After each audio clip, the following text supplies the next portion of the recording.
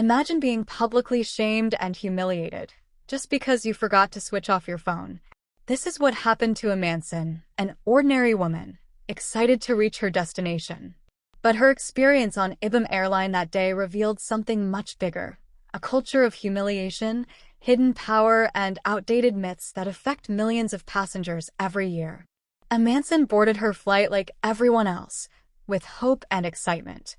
She carried no threats, no weapons, just her phone, like millions of passengers do.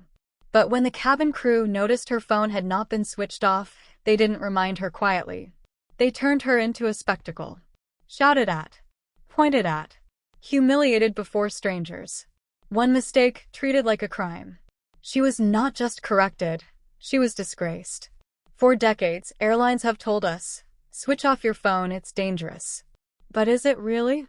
Studies from aviation authorities around the world have shown that modern aircraft are fully shielded. Phones no longer interfere with navigation systems. Yet, this rule remains more enforced in some regions than others. So why are passengers like Amanson being humiliated in 2025 when technology has moved far beyond the fear of mobile interference? Amanson is not alone. Across the world, countless passengers have faced public humiliation for minor mistakes. A woman in India forced to kneel. A man in the United States dragged off a flight. An elderly woman in Kenya reduced to tears. Airlines often justify these actions in the name of safety. But when safety becomes an excuse for humiliation, what does that say about power, respect, and human dignity? This isn't just about a phone. It's about power. On many African airlines, the cabin crew hold an authority that passengers are too afraid to question.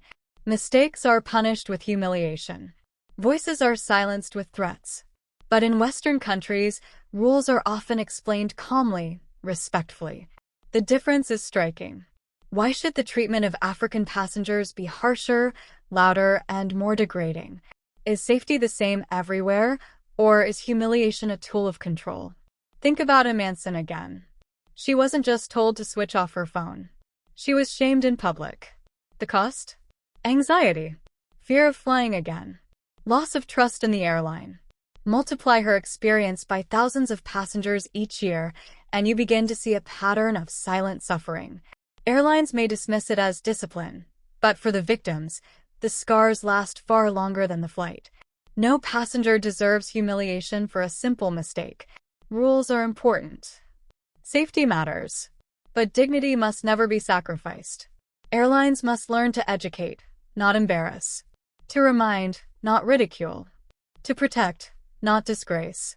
The skies belong to all of us, and respect should be the price of every ticket.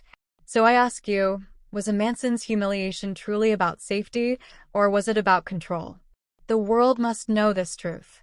Share this story.